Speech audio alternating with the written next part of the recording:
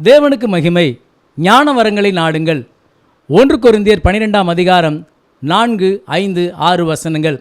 வரங்களில் வித்தியாசங்கள் உண்டு, ஆவியானவர் ஒருவரே. ஊழியங்களிலேயும் வித்தியாசங்கள் உண்டு, கர்த்தர் ஒருவரே. கிரியைகளிலேயும் வித்தியாசங்கள் உண்டு, எல்லாருக்குள்ளும் எல்லாவற்றையும் நடப்பிக்கிற தேவன் ஒருவரே. இந்த திருவசனங்களிலே திருத்துவ தேவனை நாம் காண்கிறோம். முதலாவதாக வரங்களில் வித்தியாசங்கள் உண்டு. ஆவியானவர் ஒருவரே என்று எழுதப்பட்டிருக்கிறது. ஆவியானவர் வரங்களை பகிர்ந்து கொடுக்கிறார். இரண்டாவதாக ஊழியங்களிலேயும் வித்தியாசங்கள் உண்டு. கர்த்தர் ஒருவரே என்று எழுதப்பட்டிருக்கிறது. திருத்துவத்தின் இரண்டாவது ஆளாகிய கர்த்தர் ஊழியங்களை நடப்பிக்கிறார். அவர் பூமியிலே வாழ்ந்த காலத்திலே எப்படி ஊழியங்களை செய்தாரோ அப்படியே ஊழியங்கள் செய்யப்பட வேண்டும் என்பதை வெளிப்படுத்துகிறது. மூன்றாவதாக கிரியைகளிலும் வித்தியாசங்கள் உண்டு. எல்லாருக்குள்ளும் எல்லாவற்றையும் நடப்பிக்கிற தேவன் ஒருவரே என்று எழுதப்பட்டிருக்கிறது. தேவன் என்ற ஆளாகிய பிதாவே அனைத்து கிரியைகளையும் நடப்பிக்கிறார். பிதாவாகிய தேவன் சரீரமாகிய சபையிலே அனைத்து அவயங்களையும் அவரே ஏற்படுத்துகிறார். 1 கொரிந்தியர் 12ஆம் அதிகாரம் 18ஆம் வசனத்திலே தேவன் தமது சித்தத்தின்படியே அவயங்கள் ஒவ்வொன்றையும் சரீரத்திலே வைத்தார் என்று எழுதப்பட்டிருக்கிறது. 8 ஊழியங்களையும் தேவனே ஏற்படுத்துகிறார். 1 கொரிந்தியர் 12ஆம் அதிகாரம் 28ஆம் வசனத்திலே தேவனானவர் சபையிலே முதலாவது அப்போஸ்தலரையும், இரண்டாவது தீர்க்கதரிசிகளையும், மூன்றாவது போதகர்களையும், பின்பு அற்புதங்களையும், பின்பு குணமாக்கும் வரங்களையும், ஊழியங்களையும், ஆளுகைகளையும், பலவித பாஷைகளையும் ஏற்படுத்தினார் என்று எழுதப்பட்டிருக்கிறது. கிறிஸ்துவை தேவன் தலையாக ஏற்படுத்தியிருக்கிறபடினால் அவர் தலையாக இருந்து முழு சரீரங்களையும் ஆளுகை செய்கிறார். எபேசியர் 5ஆம் அதிகாரம் 23ஆம் வசனத்திலே கிறிஸ்து சபைக்கு தலையாக இருக்கிறது போல என்று எழுதப்பட்டிருக்கிறது. அவரே சபையாகிய சரீரத்துக்கு தலையானவர் என்று கொலோசியர் 1:18 எழுதப்பட்டிருக்கிறது. எனவே கிறிஸ்து தலையாக இருந்து சரீரமாகிய சபையை ஆளுகை செய்கிறார். நாமும் அவருடைய மாம்சத்துக்கும் எலும்புக்குரியவர்களாக மாற்றப்பட்டு சரீரமாக சபையாக எடுத்து கொள்ளப்பட வேண்டும்.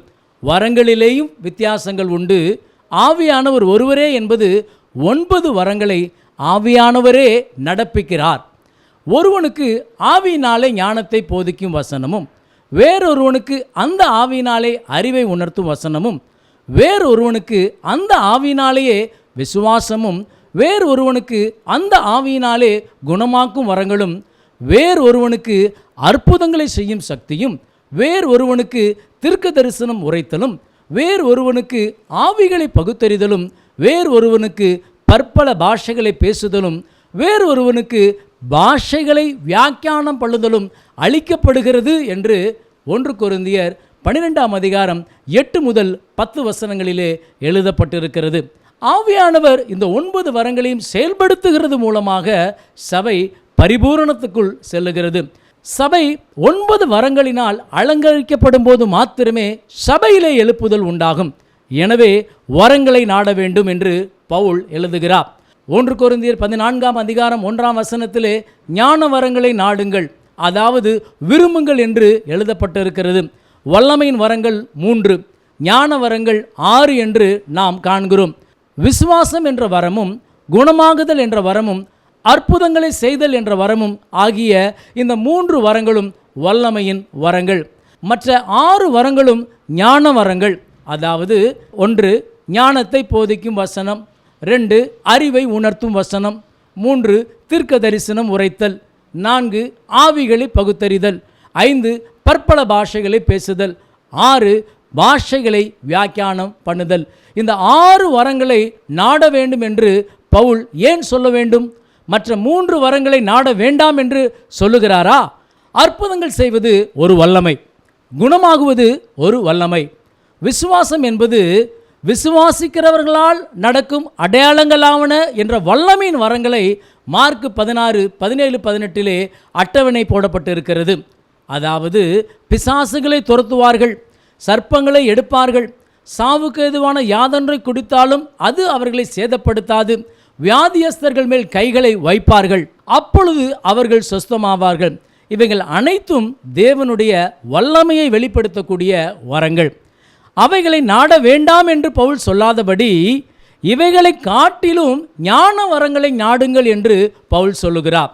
இதை நாம் புரிந்து கொள்ளும்படியாக பிரசங்கி 9ஆம் அதிகாரம் 14, 15, 16 வசனங்களிலே ஒரு உவமை எழுதப்பட்டிருக்கிறது. ஒரு சிறிய பட்டணம், அது சபையை காட்டும்.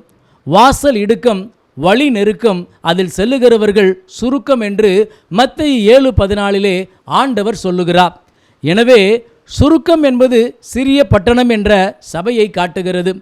பெரிய ராஜா அந்த பட்டணத்தை வளைந்து கொண்டான் என்பது பிசாசை காட்டும். அந்த பட்டணத்தை தப்புவிப்பதற்கு ஒரு ஏழை மனிதன் அங்கிருந்தான். அது நம்முடைய கர்த்தரை காட்டும். அந்த ஏழை மனிதன் அசட்டை பண்ணப்பட்டதாக எழுதப்பட்டிருக்கிறது. முடிவிலே வல்லமையை காட்டிலும் ஞானமே பெரியது என்று எழுதப்பட்டிருக்கிறது. எனவே வல்லமை வரங்களை நாட வேண்டாம் என்று பவுல் எழுதவில்லை.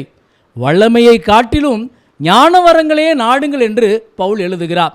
எனவே ஆவியானவர் நடப்பிக்கக்கூடிய 9 வரங்களிலே ஞான வரங்களை நாம் நாடுவோம்.